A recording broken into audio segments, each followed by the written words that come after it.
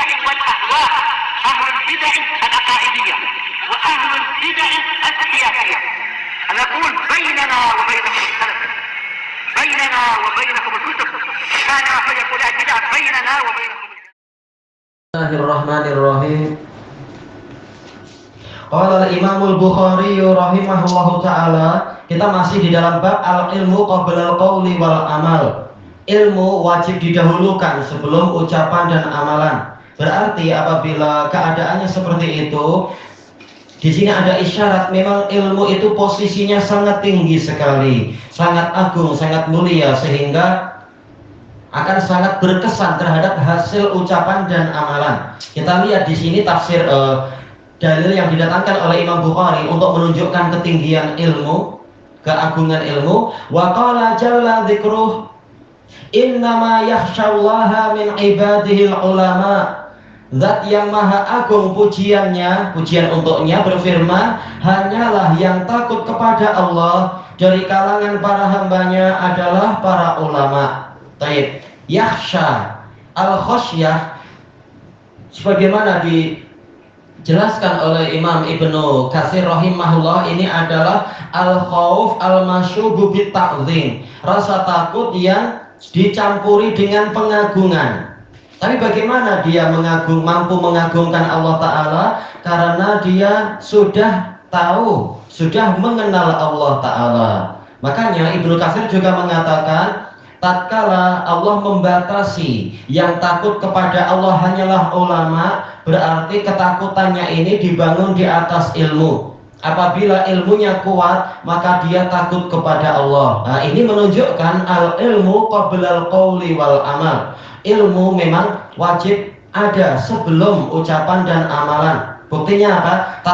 Tatkala ilmunya mendalam, maka takutnya dia kepada Allah jadi kuat. Sementara orang yang jahil, dia tak kenal Allah, maka dia tak takut untuk bermaksiat di mana-mana, untuk melanggar hukum Allah di buminya Allah sambil makan minum dari rezekinya Allah dan seterusnya.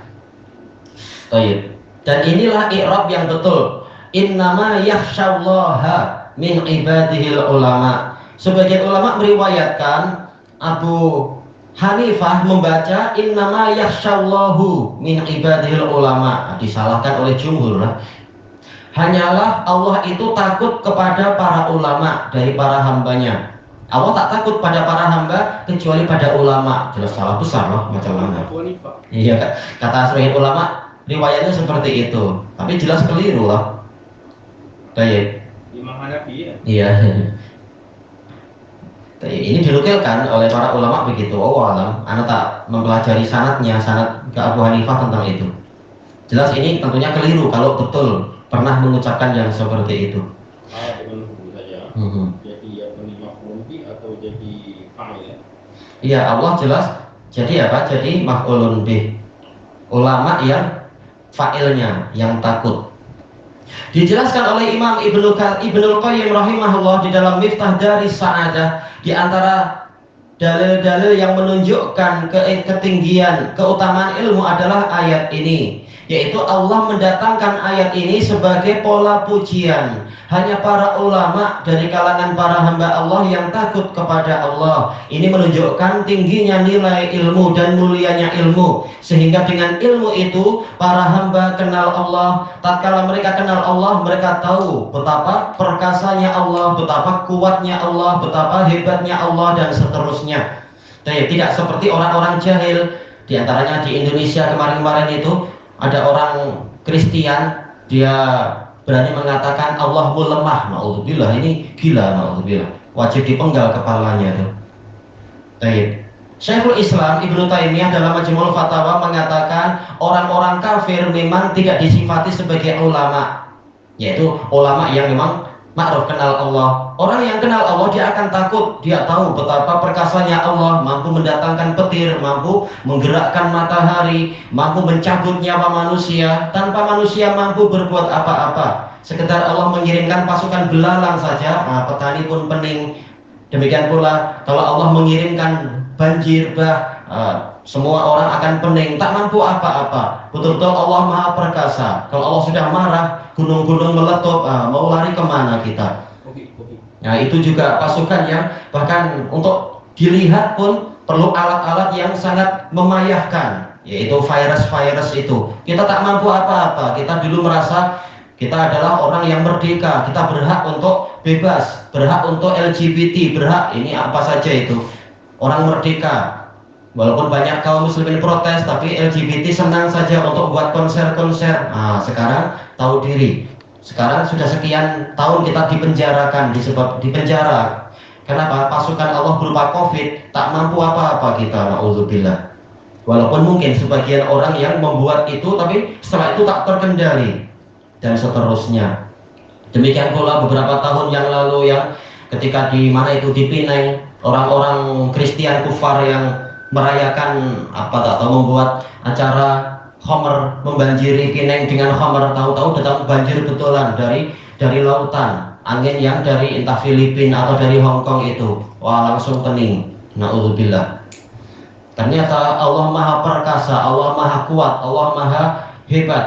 Orang yang kenal Allah dia akan merasa takut. Berarti ini menunjukkan betapa tingginya kemuliaan ilmu, sehingga orang menjadi tahu diri. Kalau tidak, dia seperti hewan ternak, tak kenal Allah, sehingga ya hidupnya memang tak tahu syariat dan seterusnya. Kemudian masuk ke ayat yang setelahnya, waqal, Allah berfirman, wa ma ya'qiluha illal alimun, dan tidak ada yang memahami ini kecuali orang-orang yang berilmu. Allah Ta'ala berfirman, wa tilkal amsalu nadribuha linnasi wa ma ya'qiluha illal alimun, dan permisalan-permisalan tadi kami buat untuk seluruh umat manusia, linnas, alnya istighraqiyah. Tetapi wa ma ya'qiluha illal alimun, tidak ada yang memahaminya kecuali orang-orang yang berilmu. Alimun jamak mudzakkar salim, jamak taksirnya apa? Ulama. Dijelaskan oleh Imam Ibnu Katsir rahimahullahu taala, ini menunjukkan bahwasanya walaupun permisalan itu untuk semua orang, tetapi hanya para ulama lah yang mereka itu mampu memahaminya. Tatkala para ulama itulah yang akalnya lebih sempurna dari yang lain, maka para ulama itulah yang mampu untuk memahami dan meletakkan permisalan tepat pada tempatnya. Baik, demikian pula dijelaskan oleh Syekhul Islam Ibnu Taimiyah rahimahullahu taala, tatkala permisalan-permisalan ini tempatnya adalah akal, dengan akal itu orang mampu memahami permisalan, ternyata yang paling sempurna akalnya adalah para ulama, sehingga memang mereka itulah yang mampu memahami dan kemudian apa? Mengambil berbagai macam faedah dari permisalan yang Allah datangkan. Demikian pula dijelaskan oleh Imam Ibnul Qayyim rahimahullahu taala di dalam Miftah Daris Sa'adah ketika menyebutkan poin-poin yang banyak sekali, lebih dari 130 poin kalau tak salah, lupa.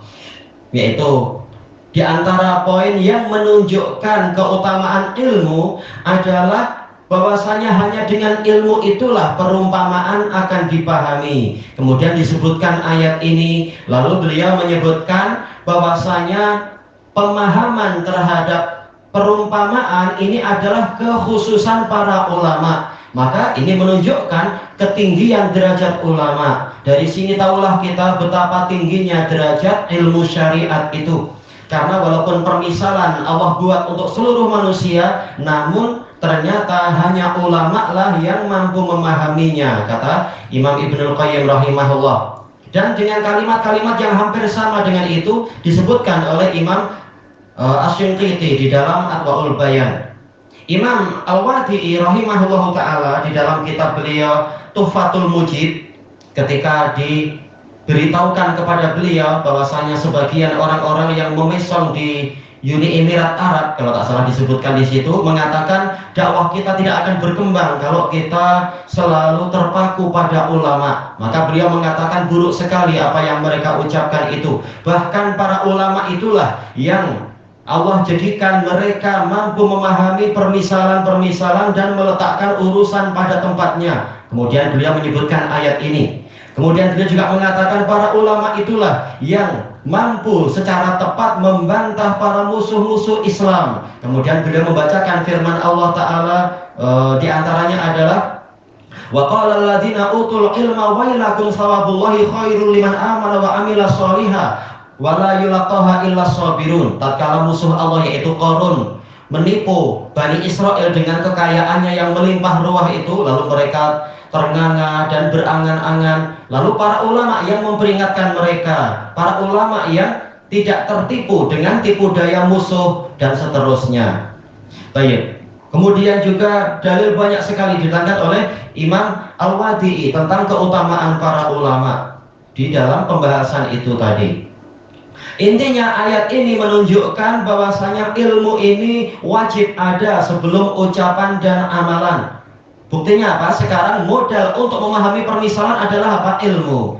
Baik, berarti apa? Sebelum kita membuat memahami, sebelum kita menafsirkan ayat, kita wajib punya ilmunya lebih dulu, wajib minta bimbingan ulama dan seterusnya.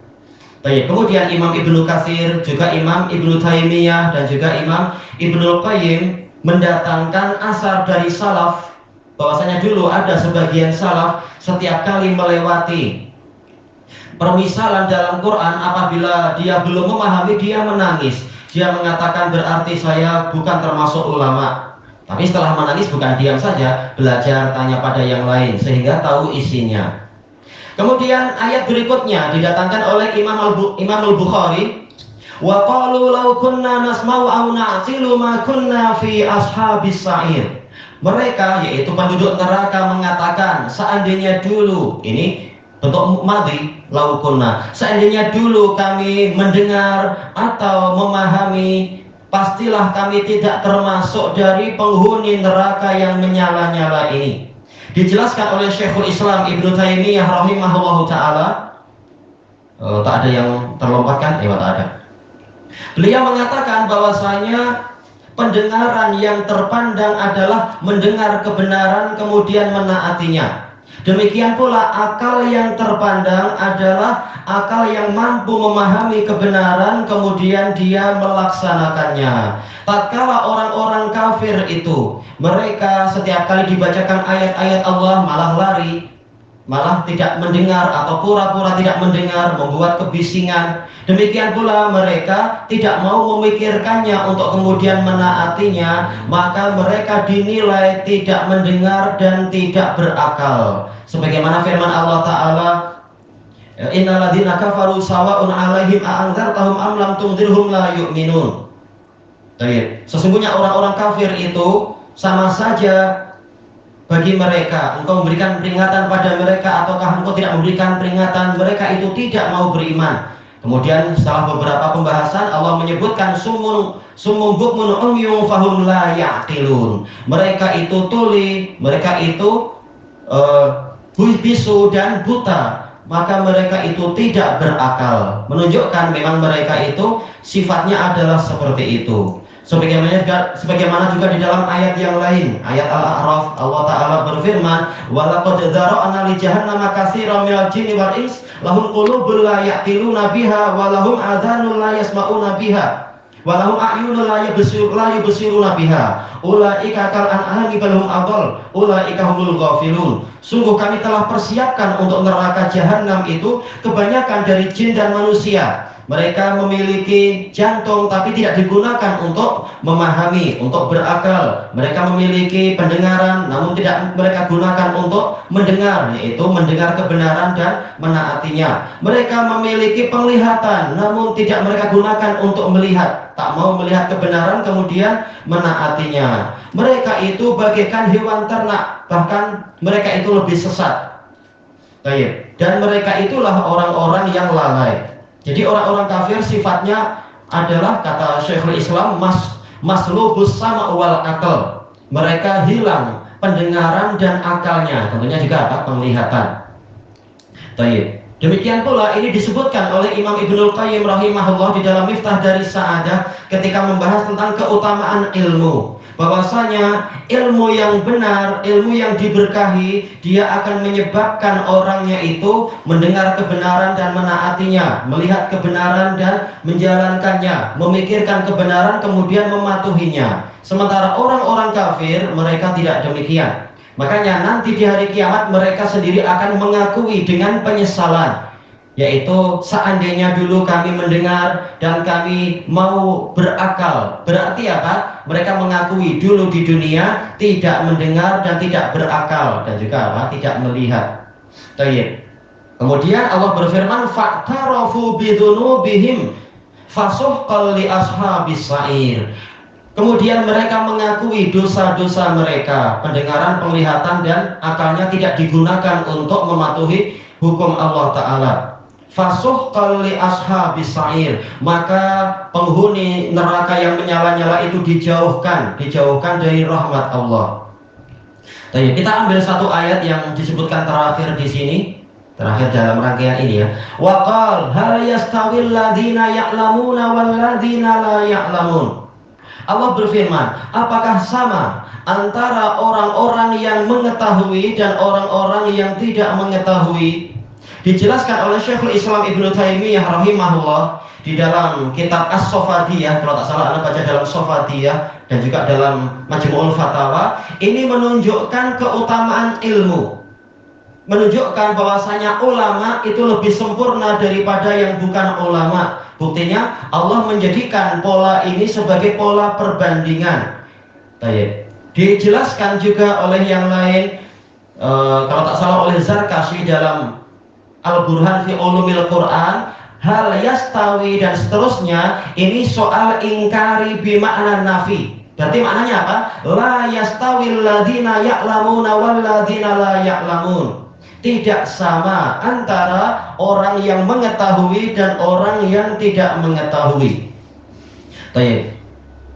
Disebutkan oleh Imam Ibnu Katsir ketika menafsirkan ayat ini, beliau mengatakan memang ayat ini menegaskan tidak sama, polanya bertanya tetapi untuk mengingkari. Berarti apa? Menafikan. Memang tidak sama antara orang yang tahu masalah tadi dengan yang tidak tahu. Apa masalah tadi? Pembahasan masalah berhala-berhala dan tandingan-tandingan itu. Bahwasanya hanya Allah yang maha segalanya, yang baik-baik. Sementara berhala-berhala tadi tidak mampu apa-apa. Karena Az-Zumar penuh dengan bantahan terhadap penyembah berhala memang. Baik. Innama yatadzakkaru ulul albab, hanyalah yang menyadari ini orang yang memiliki mata hati. Maka tahulah kita, para ulama itulah yang mata hatinya sempurna sesuai kadarnya tentunya, dibandingkan dengan yang bukan ulama, mata hatinya itu kurang tajam. Bahkan orang kafir mata hatinya sangat tumpul, mereka lalai, jiwanya itu lalai. Kemudian Imam Ibnul Qayyim rahimahullah di dalam Miftah Daris Sa'adah ketika membahas keutamaan ilmu, beliau mengatakan Allah Ta'ala menjadikan ayat ini sebagai data tentang keutamaan ilmu. Sebagaimana Allah berfirman dalam ayat yang lain, la yastawi ashabun nari wa ashabul jannah, ashabul jannati humul faizun.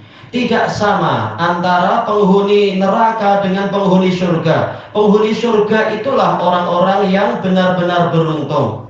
Tidak sama berarti apa? Penghuni surga jauh lebih utama tanpa ada perbandingannya dengan kalau dibandingkan dengan penduduk neraka. Ternyata polanya sama dengan ayat ini. Berarti ayat ini juga sedang mengagungkan jenis ilmu. Apa tadi? Qul hal yastawil ladzina ya'lamuna wal ladzina la ya'lamun. Katakan wahai Rasulullah, apakah sama antara orang yang tahu dengan orang yang tidak tahu? Jawabannya tentunya tidak sama. Berarti mana yang lebih utama? Jelas, yaitu orang yang berilmu lebih utama daripada orang yang tidak berilmu.